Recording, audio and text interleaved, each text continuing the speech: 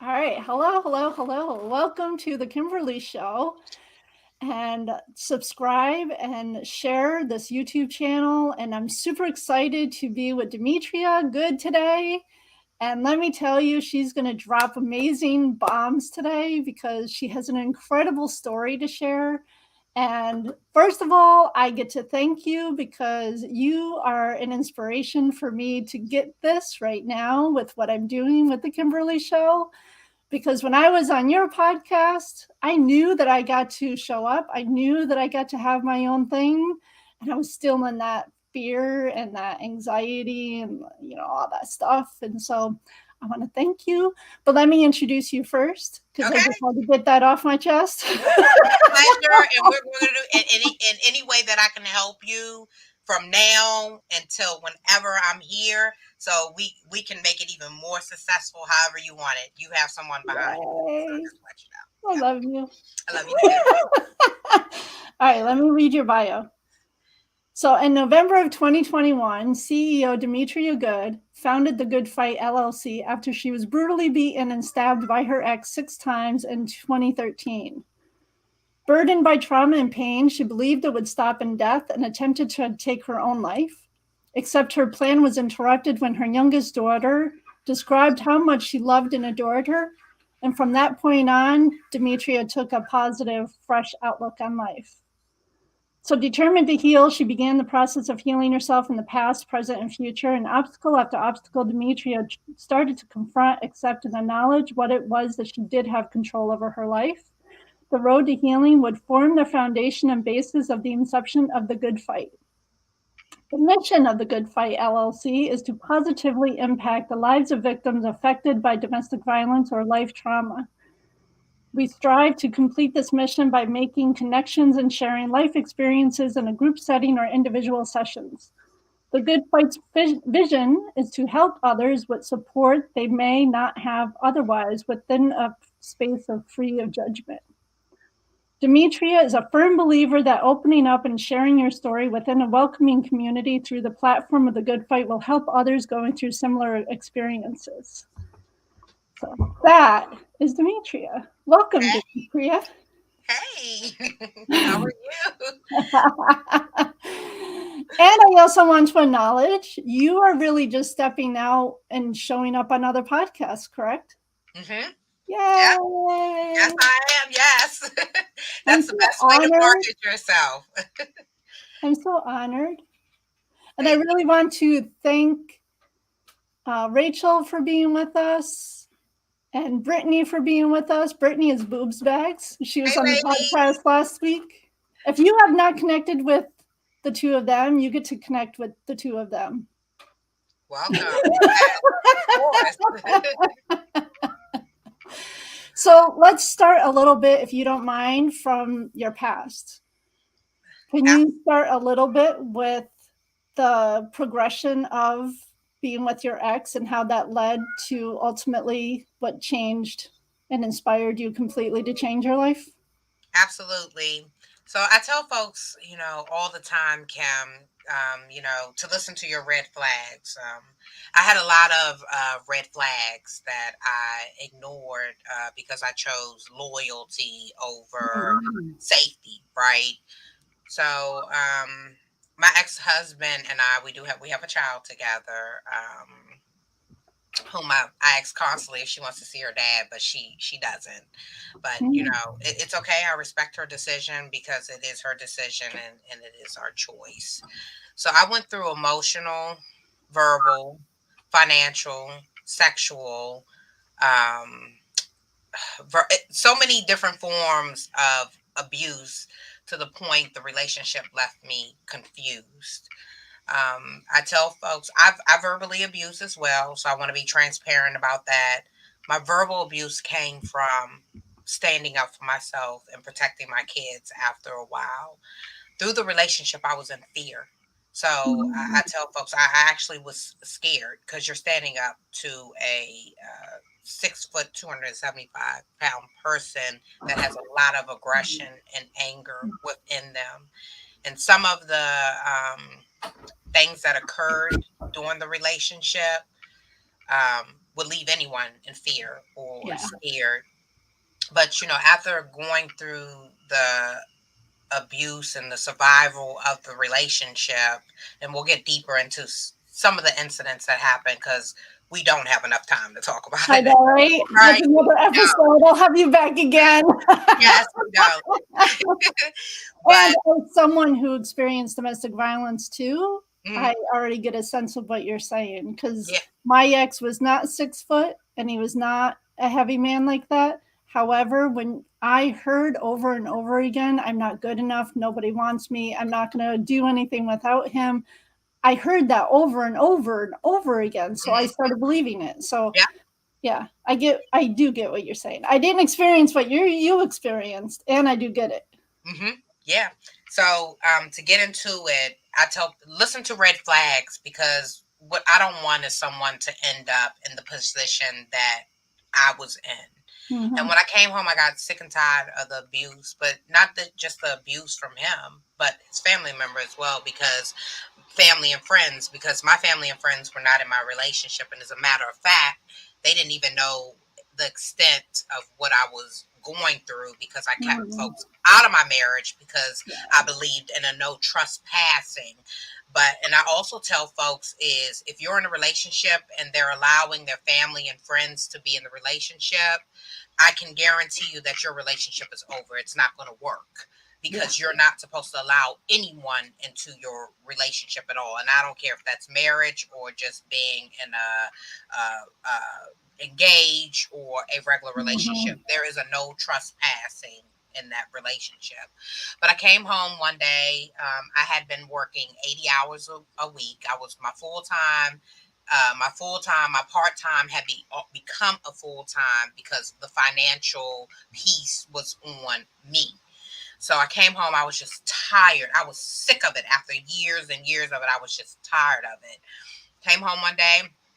He was lying about me again. I came in the house Mm. and I released how I felt. And I did not throw in my ex's face the financial piece of it. I stepped up as a partner and supported him through things that he needed.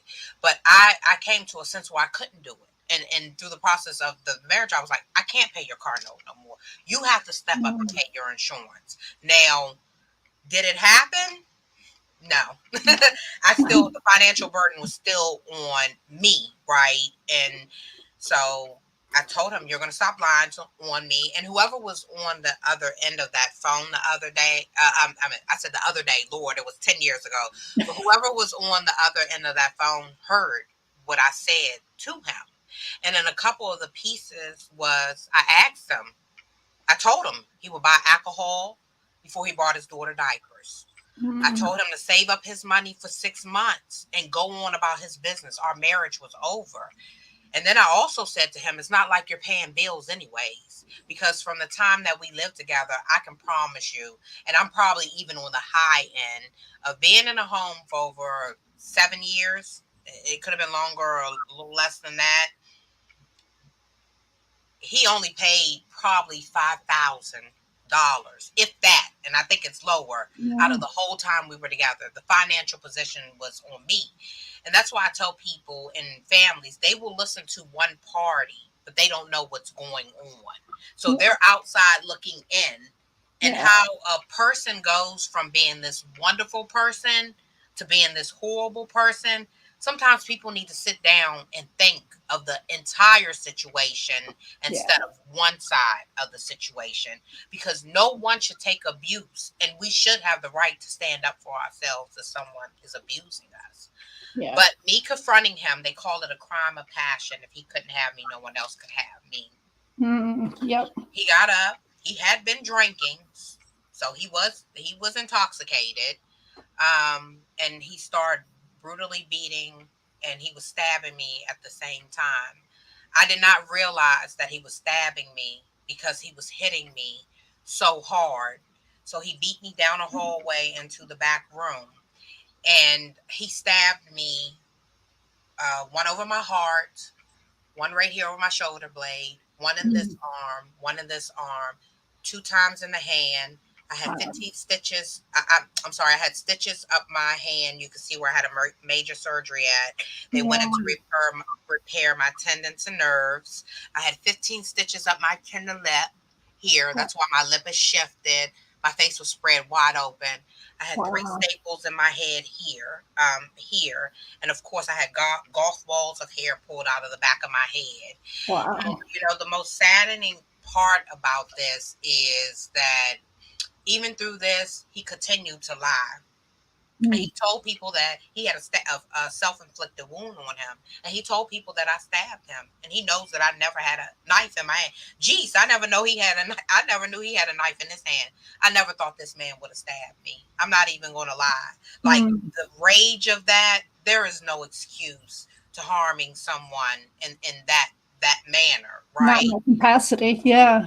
Yeah. So he was stabbing me so hard. The knife split in half. It broke.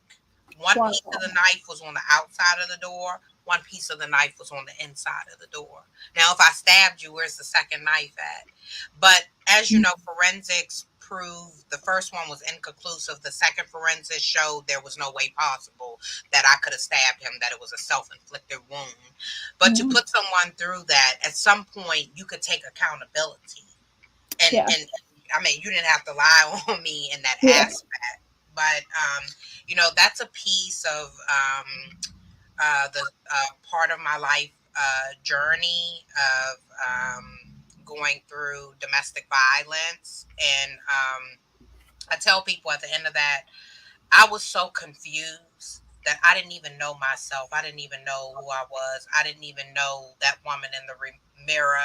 I didn't even know that reflection. I didn't even love myself. This whole venture made me realize that I didn't even love myself because I was Mm. putting people before me and I was putting myself last. And Yeah. it was a journey and a start. Yeah. Yeah. How do you feel like when I hear you share your story? And I thank you so much for sharing that so openly. That's the first time that I heard you share that so openly. I do it all the time. I I have. know that's the first time that I've heard you share it like that. Like Mhm, I'm still sitting with it because mhm. how I see you is you are so incredibly brave and courageous. Because to sit there and just share something like that, like I can't even imagine. I can't. I can't like fathom in my brain what it's like to be in that kind of situation. So like what do you feel supported you after that occurred to then put your life so-called back together again so that you found yourself? It would take a long time, Kim, to be honest with you. Because after that, and going through physical therapy and trying to heal, and I'm still in I still have excruciating Mm. pains from my hand. Um, So you I have long-term effects of this that it mhm, still impacts your body. yeah. So if you look at my hand, you could already see once I bend my Yeah. hand. You can see this hand right here. I Yeah. can bend this hand fully like this. I can't bend this hand fully like Wow. this. So I have a permanent disability in this hand, Wow. my right hand, actually my dominant hand. I had to learn how to do everything with my left hand because I couldn't Wow. do anything with my right hand. So I had to learn how to write and pick up stuff. But starting the journey to healing would be a long journey. I remember sitting on the floor after a while because you can be there for so many people in life, but when you go through a traumatic situation, you're going to learn who's really there for you, and it's not going to be and unfortunately it's not going to be a lot of people. Yeah. um I remember sitting, like, I couldn't even, the first when it happened to me, I couldn't even take a bath because I couldn't get certain wounds wet. And I remember my best friend had to come over. She literally had to. I asked so many people to come help me. So many people would promise me, "I'm coming to help you. I'm coming to help you." They would never show up. I had issues Wow. washing clothes, doing my daughter's Wow. hair, doing my hair. I had issues with everything because I couldn't do it. And my best friends, I love them, both of them, I love them.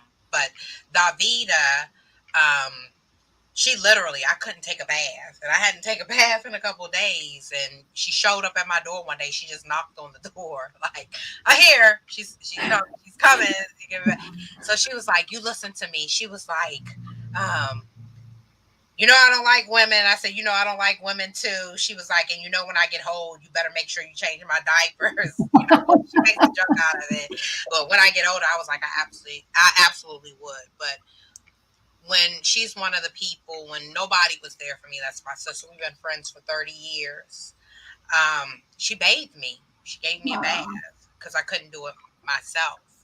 And I began to feel hopeless with everything from going grocery shopping. I would try to go shopping and I would pick the stuff up. And I remember coming home one time trying to carry the groceries and I'm trying to lift stuff.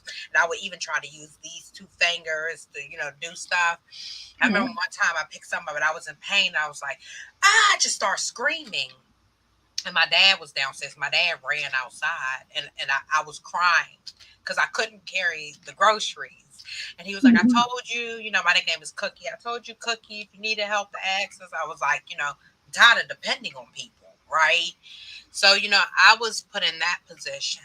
And I'm a person that I was against suicide. So I would judge people that committed suicide, right? And so God put me in that position to make me feel what others feel. So I don't judge folks anymore that have Mhm. committed or attempted suicide because what people don't realize, it's an emptiness. You're empty. Yeah. You have no hope. You have when people get to that point, they have given up. They're not thinking about life. They Right. feel as though they're a failure. It's an embarrassment, and it's a sickness too. Yeah. So you are going through a mental warfare with your life when you get to that point. With yourself. Huh? With yourself. Yeah, exactly. So Yeah. I sat on the floor and I put 30 Percocets up to my mouth. And Wow. as I put 30 Percocets up to my mouth, my little one, she was 2 or 3 at that time, and she ran in the room and she was like, "Hey, mommy, I love you," and kissed me on my forehead and ran out the room. She didn't Oh. know what I was doing. She didn't Yeah. know when her mommy was about to take her life. But what Yeah. God did is He saved me again. And I realized my purpose in life, and that was my 3 kids. But Mhm. my little one saved me because I wouldn't be here. I would have took those 30 Percocets. And it started the journey to healing, but it would be a long journey because it would take another 5 years, 6 years for me to even share my story. And I allowed him to lie on me and lie on me and lie on me. And one day I just said, I'm tired of him lying on me. I can't take it no more. I wanted him to actually just leave me alone. Yeah. And if he would have left me alone, there would be no good fight. But Exactly. yeah, so I start telling my side and the things that happen in details in the household that people don't understand that even transpired or happened, right? And Mhm. I still haven't shared everything because there has to be a book, right? So I still haven't shared everything, but once I shared my life experience, folks started coming to me. I went through this and I went through that and I went through domestic, or I watched my mom and dad go through domestic, or I was molested and I went that. So I was like, whew. Yeah. So November 1st, 2021, it created the platform of the Good Fight, helping Mhm. others through life experiences. So our mission was to share as many life experiences as we could from uh, men, women, and youth, all different nationalities, through childhood traumas, adult traumas, domestic violence, and mental health, because those 3 things bucket into mental health. So how do we make this even bigger, right? Yeah. Which is the extension Unfiltered Unspoken podcast, where we share as many life experiences as we can to help others going through similar situations, in hopes that someone will connect with their life experience so that they can start the journey to healing. Because my Mhm. life experience helped so many people, and not just help them, it helped many realize that they were in domestic situations. And I've had a couple folks come to me and said, thank you. I realized I was in a domestic situation and I was able to leave because of you sharing your life experience and the level of work that you're doing. So, That's incredible. mhm. That's so awesome. That's so awesome. And what do you feel if you were to give one, I don't want to say piece of advice, but better lack of words, if you were to offer something to someone who's experiencing something similar, because we all had different experiences, like you said, like I was raised by two alcoholic parents. So I saw domestic violence as a little kid going all the ways up through adulthood. And to me, it was normal. Mhm. However, it took a lot of courage for me to go into a school counselor in eighth grade to be like, something is different with my home. I can't Mhm. pinpoint it. I don't know what it is. But most of my friends, especially my best friend, had one alcoholic parent. So I saw some similarities, but because I had two alcoholic parents, they didn't have the chaos in their Mhm. homes that I had in my home. So, and I often like escaped through going to other people's homes because it got me away from my situation. So I walked into a counselor's office in eighth grade, like, I need help. I don't know what's different. Something is different and it's just not right. It didn't feel good, especially Mhm. by eighth grade. It did not feel good. It never felt good. But as I was starting to age and get older and being around more people, I started seeing it. I had more awareness. Like Mhm. you said, it was a long journey for me too, because it took years for me to have my awareness and like my awakening. And not only that, but like I'm hearing the similar with you that when I finally chose to take my own responsibility and to hold myself accountable, like I get to use my voice, I get to stand up for myself. I'm not going to allow a man to constantly talk to everyone and everyone about me, all kinds of bad stuff. So I really appreciate you sharing that because we all do have different experiences. And like you're saying, the bottom line is there are red flags. Mhm. Yeah, You and, know? and it's important that you pay attention to those red flags. Like we ignore a lot of the red flags, and this is the thing. Anyone on here watching can prove me wrong, but I'm gonna tell you, I know I'm right because we'll get in a situation and we'll question ourselves. Mhm. Huh, is this right? It could be an unease situation. It could be butterflies. It could be tension on our back. Like it Yeah. doesn't feel right. So if it doesn't feel right, then 99.9% of the time, it's not right. Yeah. And through this journey, I prayed for months and months and months. I prayed, God, please get me out of this situation, please. He didn't tell Mhm. me how, but this is the message that I got from it was I showed you red flags. I gave you Mhm. chances. When he left, you shouldn't have let him back in. You know, so Mhm. it's a lot of those things. Yeah. I had red flags. I Yeah. had signs. And my escape was my stabbing. That is how God got me out of the relationship. Mhm. And he gave me a second chance at life. And it was a warning, it was a sign. So the work that we do is a gift back from God. Going through the healing journey, I tell folks, I'm not knocking out don't go see a professional. I'm telling Yeah. you, we need professional help, but I'm going to tell you, before you get to professional help, if you can, seek someone that's going through the same thing that you're going Yeah. through because they can help you better than a psychologist and a therapist on certain levels Yeah. because now you're talking to them, and this is a part of the mission that we do is helping others through life experiences. And I can tell you, I can bring people on that will tell you just talking about their trauma, and when you start talking about your trauma, stuff starts spilling out, and you be like, you know what, I didn't know I was feeling that. So now you're having Mhm. these conversations, but you're bringing out all this hurting pain that has been lying on you. But now you're also talking to someone that has been through similar traumas as you, that has went through the healing stage. And they can look at you and say, you know what, this is how I healed. I did A, B, C, D, E, F, G. maybe you should try a couple of those things, right? So Yeah. then going to the psychologist or therapist, if you would take the depression or the stress test, if you would go directly into them feeling all the hurt and pain that you've been through, right? You have that 1 through 10, 1 through 10. How are you feeling? Good or bad, right? Could be the 10, or 1 could be the bad, 10 could be you're feeling good, right? 9 times out of 10, you're going to put that 1 or 2, you're feeling bad, right? But Mm. imagine if I talk to someone that has been through traumas that has given me advice on how to start the journey to healing, and I'm starting that journey to healing, but I do need that professional help to get me through some of the comfort, discomforts, or realizing certain things that I have been through. Now that 1 to 10 may be a 5. Because Exactly. a lot of times you're automatically put in the depression mode and people want to throw you on medicine. Exactly.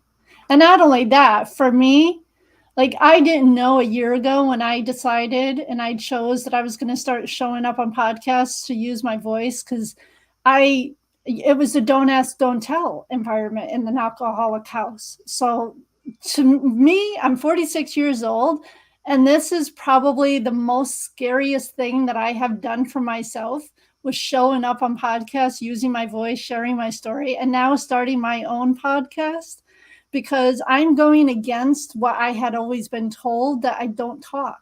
Hmm. And yet, they all knew I was a talker. They all knew that I talked to people. They knew that I went to people. They knew I was telling people what was happening because I'm a talker and I'm a feeler. Everybody knew that I always felt everything. Hmm.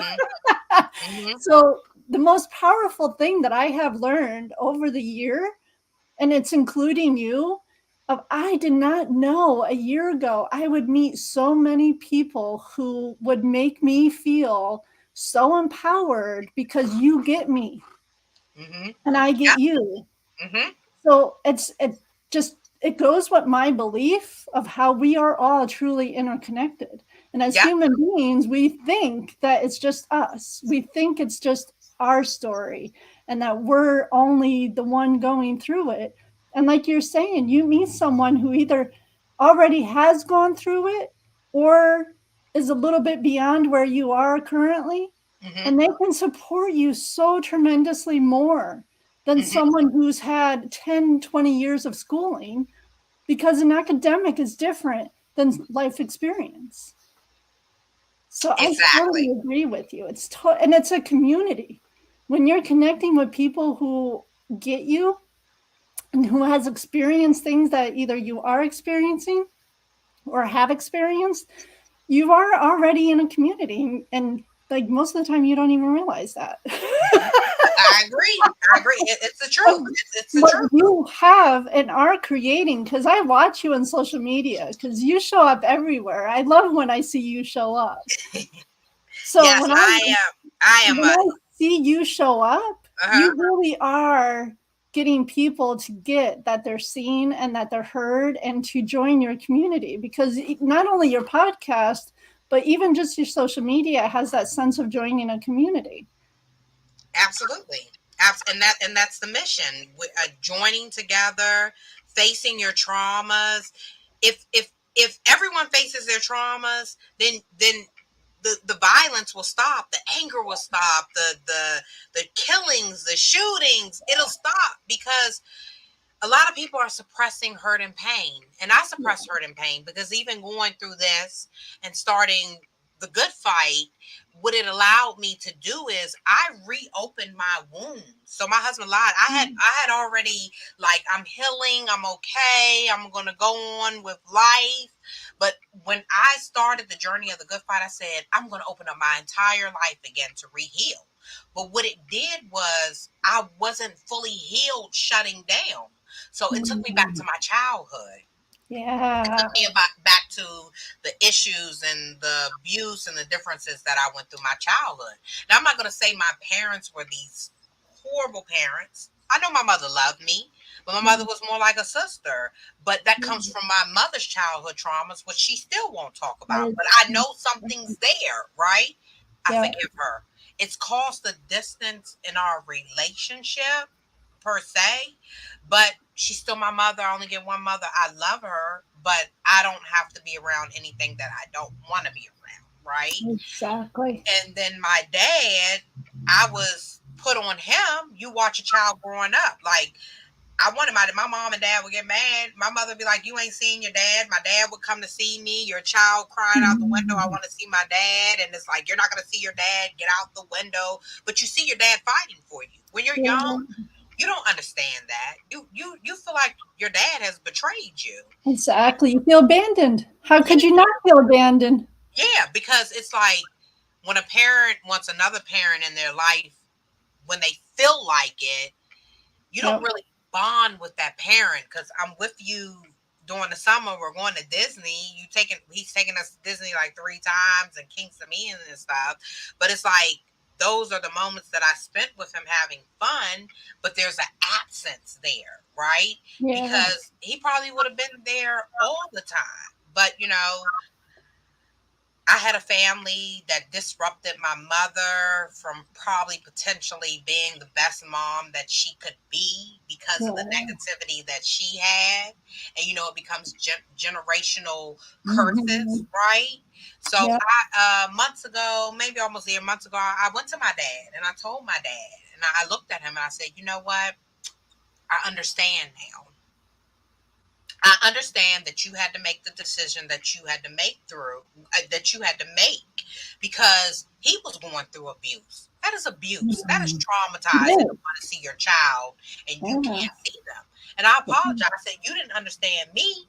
And then I was thrown on my dad when I had my behavioral issues. So I was in and out of the system from 12 to 16. And for me going in and out of the system, I felt as though it was attention. I felt as though the attention gave me, I felt as though the system gave me more attention than I was getting at home. Right? That makes So, sense.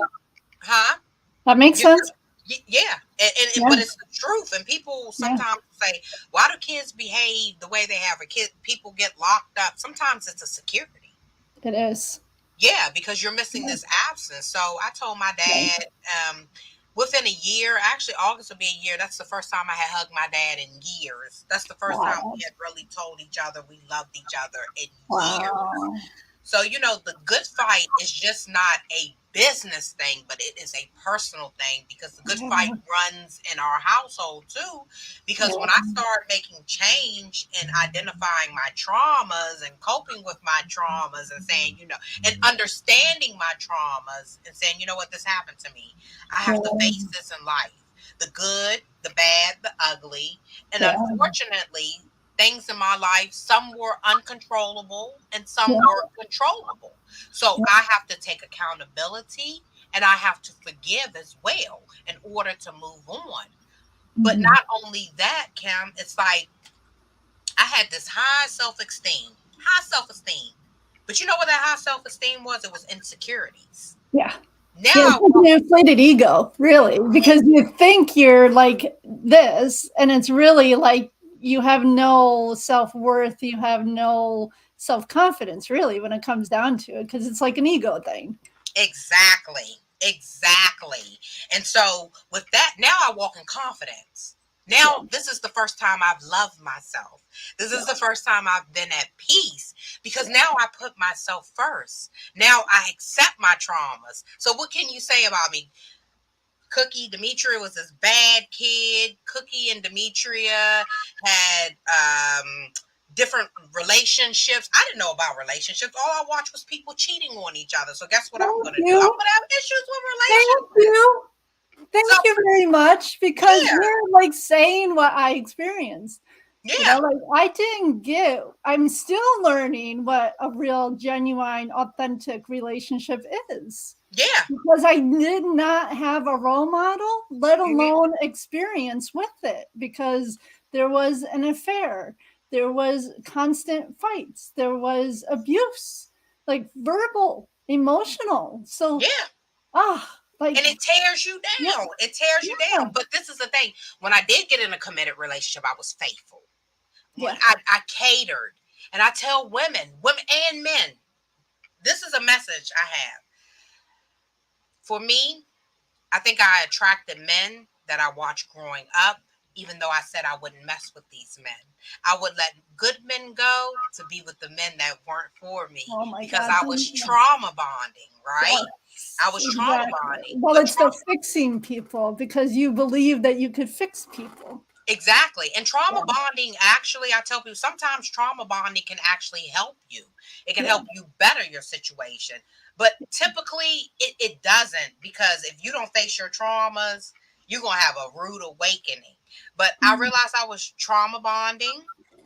I realized that I was so loving. So my love had become a vulnerability. I wanted to be loved so bad that I would do anything for love. It was buy dinner, buy food. I got this, cook dinner, wash your clothes. I would do it because I wanted to be loved. And I think people prey on folks' vulnerability of love because they know they want to be loved.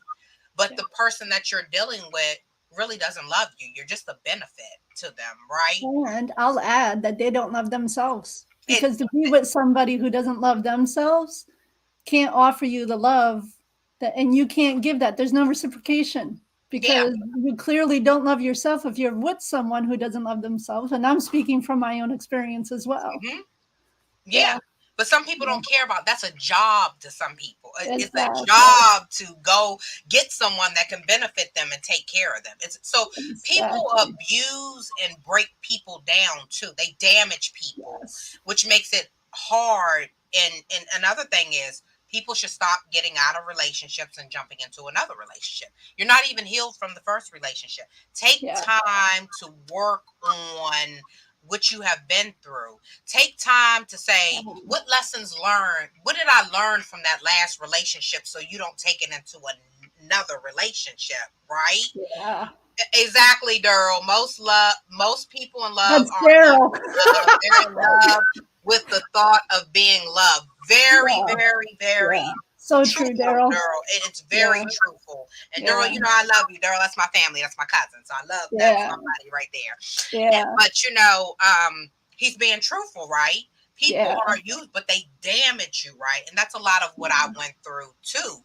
I Yeah. would settle because I thought it was love and it came blindly. But I tell people I was a wife before I came a wife. So I Yeah. gave all my wife qualities up. So why would a man want to marry me? I mean, really, I don't have nothing to offer because I gave it all up. And Mhm. now you've abused my love. Now I'm mad. I'm angry. So that angry piece of my childhood, because my vulnerability is love, I want to be loved, then I get real angry about it. So that's how you could get my aggression to come out. And now I'm mad, right? Yeah. So I have to take accountability for that too. Because Yeah. I don't want to be angry. Now that I'm older, I don't want to be angry, but I can identify that was hurting me. I was abusing myself, but there was red flags there, and I ignored them. But I love what you just said. I I just wanted to love be what you just said, because it comes down to, and this is my biggest lesson that I'm learning in the past 6 months, that it is about me. It's not about the other person. Mm-hmm. So, like you said, there are people who will manipulate. There are people who will tear you down, and they got their issues. They don't love themselves. They got their own stuff going on. However, we can also look at it in whatever relationship we're in. And I'm not just talking about same sex or opposite sex. I'm not just talking about that. Like any relationship in our life, it's about us and what's going on within ourselves. That Mm-hmm. then we can make change with what is happening between the other person and myself. It's not Yeah. about the other person. It is so easy to point a finger. And it's the old saying of when you're pointing a finger, the other finger is pointing back at you. So it's really taking a look at ourselves. Yeah. And that comes down to what we were just saying before, responsibility and ownership, and like really holding that. Yeah. But Demetria, you know as well as I do that that is incredibly difficult to sit with. It Because I had a point of view, and I'm assuming you did as well, of being a victim for years. Mm-hmm. Because with my parents, with my daughter's father, I saw myself as a victim for so many years. It did not even occur to me until I started really doing deep inner work within myself that I was literally like, holy shit, I have really seen myself as a victim for all of these years. And being a victim, you're not going to take ownership. you're not going to be responsible for yourself, because all I was doing was blaming other people. Yeah, and we tend to blame folks for a lot of things, but that's where we have to take accountability too. You have to look at it like I didn't see myself being as a victim. I didn't see myself as anything. I seen all I've realized is I was going through something. I had changed. There was something different about me. I was feeling sad. Mm, I was feeling down. I was going through this hurt. I felt betrayed. I felt humiliated. I felt embarrassed. I felt everything, and, yeah. and I just couldn't understand why is a man that I'm helping so much belittling me. But I'm going to tell you something, and he has repeated this to people too. It became a jealousy and an envy there as well, because Yeah. he came out of his mouth multiple times and was like, my wife is making more money than me, my wife is taking care of things financially, he had more issues of finding a job.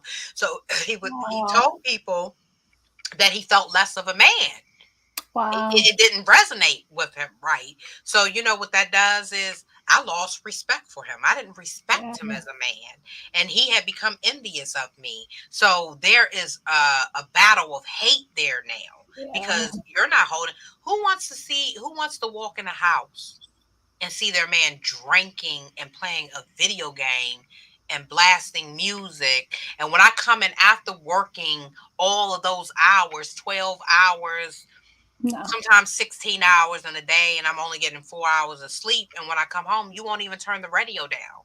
You'll leave the Yeah. radio blasting while I have to go to sleep at night and get up at back up at 5 o'clock in the morning to be back at work at 7, and I can't even sleep half of the time because all you hear is the thum, the The thum, the thum. radio. You have no respect for me. He had no respect for me Yeah. at all, and it ended Yeah. up like that, and it's true. People go from love to hate, and Yeah. that's even if he loved me in the beginning, Yeah. so Yeah. I just tell people, invest in yourself, make sure your mental health is all good, value yourself correctly. Um, you know, don't put people before you. You can love equally, but don't take any love Mhm. from you. Don't put no one before you, because when you put people before you, you definitely don't love yourself. You don't love yourself putting people before you at all. We can't say, oh, we got kids, we have to love our kids. No, we nourish kids. It's a blessing to be a parent. It's a Yeah. blessing to have a child. We're blessed. Women, we're natural nourishers. So we nourish and protect and love our kids, and we want our kids to be better than us, right? So Yeah. we can't even put our kids in a comparison of loving first, because we're going to always love them. Those are our ribs, right? But when Yeah. it comes to a personal thing, if anyone is allowing you to love them more than you love yourself, and they don't care about your mental state, run. Get away as Mhm. far as you can. That is a red flag, because whoever you're with, even you as an individual, should be uplifting that person you're with to love themselves, and they should be uplifting you to love yourself. So that's one of the biggest things that I learned through this process is this is the first time I love myself. I'm in my 40s. So this is the first time I've loved myself. This is the first time that I have been at peace. I am still damaged. I am still flawed. I am still healing. I am still dealing and coping with things in my life. But, I've accepted my life. I love me. I can't the differences that I have been through my life has made me who I am today. I was supposed to go through Mhm. these things in life so that I can be a testimony for someone else, to allow people to know we go through hurt, because most of the people in America are going through hurt and traumas. There's a lot of Exactly. pain going on, right? Yes. But suppressing it, ignoring it, it's not going to help you. You have to face your reflection in the mirror. And you see me post this all the time, Kimberly. Sometimes the Mhm. hardest thing in life is to face yourself and to deal with yourself. Our Exactly. biggest hurt and pain, right? So, Yeah. Yeah. Yeah. Yeah. And like we said before, like really starting that deep inner work, hmm it's not easy work. It's not meant to be easy work. hmm It took me a lot of work to get to what you just said. I hmm am grateful for everything that I experienced in my life. When I speak about my parents, I don't speak about that they were horrible parents, that they were awful, that they mistreated me. No, I got that they loved me. I just had perceptions about myself because of their situations. And you hit the nail on the head before, that once I got it was because of their childhood experiences and it was their trauma because of their parents' trauma, then it made all sense because my dad was 9 years old when his father died. His oldest brother was in prison. His other brother was in and out of juvenile places that were run by nuns. So he was a troubled kid. So he was incredibly lonely. He never got to be a child. He had Mhm. to then support his disabled mother at 9 years old. And so he didn't know how to be a father. He didn't have a father. You know what I mean? So once I got that, you said the key point before too, which I love that you said, forgiveness. We get to forgive not only other people, we get to forgive ourselves. As someone, you're muted. Yeah, so I agree. I agree with you. We can't change our life. We can't change our parents. We can't change what they've been through. We can't change what the generation has been through. Because even when I started, I had to take accountability because there were ways about me that if I didn't change, that I was going to follow the same pattern. Going through, I'm not going to say when I started off as a parent, when I first had my son, I was excited, but when I disciplined, I didn't hit my kids with extension cords and belts, right? But I probably used more excessive discipline, and which that was not correct, Yeah. right? I think that I triggered some form of abuse in my spankings, and I have to take accountability for that as well. But if you're taught growing up that it's acceptable, we have to be Exactly. the ones to learn that it's not acceptable. And that's how a lot of people, I want people to realize, we'll see people be like, they have all these bad habits, they're bad, bad, bad. No, this is what they were taught. If you're taught Exactly. that, you don't know that it's wrong until you get around people that tell you that's not normal behavior. Yeah. That's not, I don't think that's right, or you need to check that, or think about what you're doing, right? We think Yeah. it's acceptable. We get defensive about it, right? It's Yeah. like this. This is like what I don't agree with you, but sometimes you have to stop and listen to people, and you have to listen to what they say, and don't take what everyone is saying wrong, but constructive criticism is important, and it's really people Yes. trying to help us through constructive criticism. So I was able to go to my kids and acknowledge and be transparent about my life in a whole, but I took very good care of my kids. I made sure my kids didn't go through a lot of what I went through. Yeah.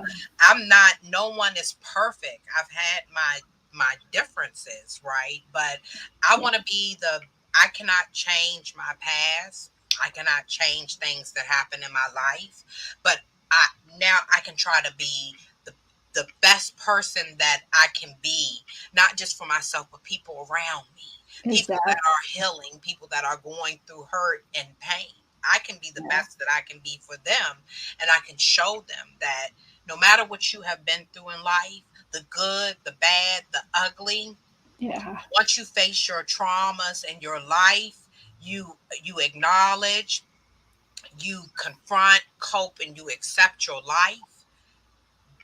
Those are things that will help you start the journey to healing. And Mm. don't be afraid to accept your life. Don't be scared. I love that you said that. I love that because I feel like that's so powerful to say to someone else. Hmm. We have our Khaled, perceptions. yeah, Khaled said, "True survivor, continue to love yourself and continue to share your journey. It'll help so many." Thank you, brother Khaled. Yes. And while he's here, I want to give him a shout out because he has helped me so much with the youth programs and everything And I'm with gonna with the take a good pause for fight. a second. Take a Uh, pause for a second because this is the place where I would love for you to share where people can find you, exactly Okay. what you're up to, like where you're at, who you're working with, because I could go on forever and all night with you because I love you. So Yeah. now you can, share, please, like where people can find you and who you're working with and what you're doing. Absolutely. So, if you're in the DC, Maryland, Virginia area, hopefully you're watching this. We do have youth programs. We're gearing up. We gear towards domestic violence, mental health, childhood traumas, adult traumas, men, women, youth. We have a few platforms, the Good Fight. So if you're on Facebook, look for Good Fight. The LLC is the business page. The Good Fight is our regular public page. So come join us. It's a lot of folks with different traumas in the group and very open. It's a beautiful platform. So LinkedIn, The Good Fight, TikTok, The Good Fight. And if you're looking for our podcast, YouTube, search Unfiltered Unspoken Podcast. We have some phenomenal interviews on there that can help you or can help someone else as well, just as Kim is expanding her platform, doing wonderful things, sharing life experiences as well. And if you're looking for me, Demetria Goode, you'll see me with a black dress like this on the cover picture. So come follow me. You'll see the dreads on there. And then, so we have a couple youth. We have a couple things going on, but our youth program, we launched our free hip hop and paint youth program, and I want to thank Khalid Kareem. We've been doing a lot of wonderful things. He has actually invited me down Potomac Gardens and Southeast. He works with the youth, and he's doing some phenomenal things down there. And I want to take my hat off to him and applaud him for all the wonderful things. And he helped sponsor the Good Fight's first hip hop and paint, and it was just wonderful to see the kids. We had almost 30 kids, almost 50 people in the room. So if you would like to support our nonprofit, you could check our website out at The Good Fight. There is an E on the end of good. So TheGoodFight.com. You can make donations and see a lot of the wonderful work that we're doing on there. And also follow our social media platforms. I try to suck it all in. I know. Do you have like something that's coming up soon that you can invite people to? Yes, so July 8th. I'm stuck in June. Jeez, go away, June. Come on, July. So July 8th, we have a free youth biking cart event on Beach Road, empty parking lot. We're having horseback riding, moon bounce, face painting, music. We're going to have trophies. We're raffling Universal Soul Circus tickets. We're going to have double dutch, water balloon fights. That's just some of the stuff. So we're going to have a lot of activities for the kids, and then they're going to get to vote on the car. So if you have an old school, new school, tricked out, a decorative car, modified bike, slingshot, bring it on out. Bring your kid out to ride the horse. And again, if you want to donate to our cause, to our 501c3, please check out our website, or you can cash app the Good Fight, TheGoodFight.